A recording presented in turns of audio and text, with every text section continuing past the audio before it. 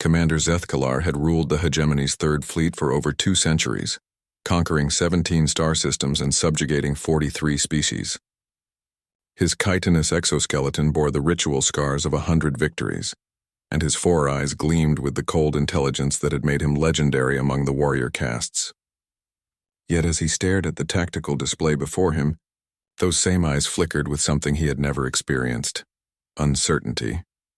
"Sir," his tactical officer's voice carried a tremor that would have earned a flogging under normal circumstances, "the human vessel is requesting communication." Zethkalar's mandibles clicked in what might have been amusement or annoyance. The humans, that backwater species from the third arm of the galaxy, recently discovered by a hegemony survey fleet. Initial reports had been dismissive. Bipedal mammals with no natural armor, laughably short lifespans, and technology barely advanced enough for interstellar travel. They had been classified as a Class 7 species, suitable for labor, perhaps breeding stock for exotic pet trade. The hegemony had sent only a small pacification fleet, 3 dreadnoughts and a dozen support vessels. More than enough to subdue any resistance and process the humans according to standard protocols. It should have been routine.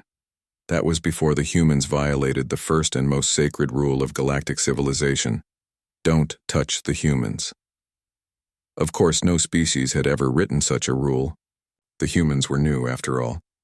But if the galaxy had possessed any wisdom, any foresight, that rule would have been carved into the fundamental laws of existence itself.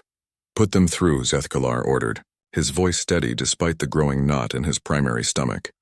The main screen flickered to life, revealing a human face, female, by their bizarre binary classification system, with the pale skin and golden fur covering that seemed to be common among their kind. Her eyes, though strange, forward-facing organs that somehow conveyed more menace than his entire arsenal, fixed on him with unsettling directness. "I am Captain Sarah Chen of the UES Retribution," the human said, her voice carrying an odd quality that Zethkalar's translator couldn't quite process. "You attacked our colony at New Singapore. You killed 16,000 civilians, including children." Zethkalar straightened to his full 3-meter height. "I am Commander Zethkalar of the hegemony. Your species will submit to processing according to—" "No." The word cut through his prepared speech like a plasma blade through tissue. "You don't understand. We didn't come here to negotiate. We came here to teach you something." The tactical display updated itself. Where moments before it had shown the human vessel alone, a primitive thing barely a quarter the size of his smallest escort, now it revealed the truth that his sensors had somehow missed. Hundreds of signatures materialized from the void, ships that had been running so quietly, so efficiently, that the hegemony's advanced detection systems had failed to spot them. "Impossible," Zethkalar breathed. Captain Chen's expression didn't change. "You want to know what makes humans special, Commander? It's not our technology, though we've improved it considerably since you first cataloged us. It's not our physical abilities, though we've enhanced those too. It's something else entirely." The human ships began moving with a coordination that defied explanation. No species could achieve such precision without quantum-linked command networks, technology that took most civilizations millennia to develop. Yet these humans moved like a single organism, each vessel anticipating the other's actions with impossible accuracy. "The thing about humans," Chen continued, "is that we're the only species in the galaxy that understands the concept of disproportionate response. When someone hurts us, we don't just hurt them back. We make sure they never hurt anyone again." Zethkalar's fleet opened fire first, a devastating barrage that should have vaporized the leading human vessels. Instead, the enemy ships seemed to dance between the energy beams, their hulls shimmering with some kind of adaptive shielding, technology that absorbed and redirected the hegemony's most powerful weapons. The return volley was surgical, precise. Each shot found the exact weakness in hegemony design that centuries of dominance had made them careless about protecting. Zethkalar watched in horror as his escort vessels simply stopped.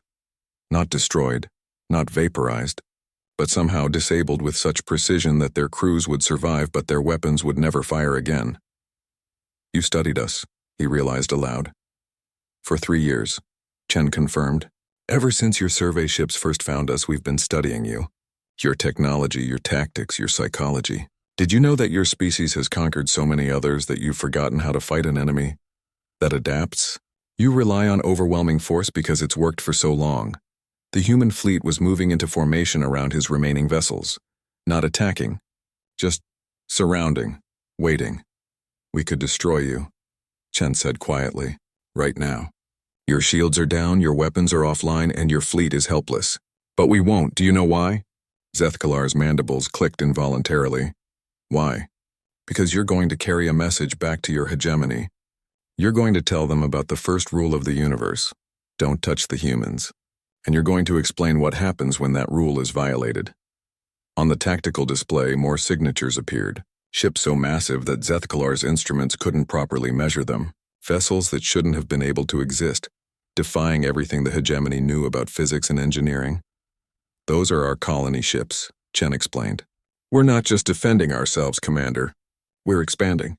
Every species you've conquered, every world you've enslaved, we're going to liberate them.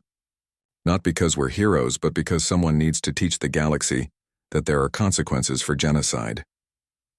The largest of the human vessels moved closer, and Zethkalar could see through its transparent sections. Millions of beings inside, not just humans, but representatives of dozens of species. Former slaves of the hegemony, now allies in this impossible fleet. You see, Commander, humans have one other unique trait. We make friends easily, and we remember our friends just as clearly as we remember our enemies. The communication channel began to close, but Captain Chen's final words burned themselves into Zethkalar's memory. Tell your masters that humanity has arrived. Tell them that the age of conquest is over, and tell them that if they ever harm innocent beings again, we'll show them what happens when a species evolves not just intelligence, but conscience. As his damaged fleet limped back toward hegemony space, Zethkalar composed his report with trembling claws. He would recommend immediate cessation of all aggressive actions. He would suggest diplomatic overtures. He would do everything in his power to ensure that the hegemony never again violated the universe's newest and most important rule, because some lessons he had learned were too terrible to repeat.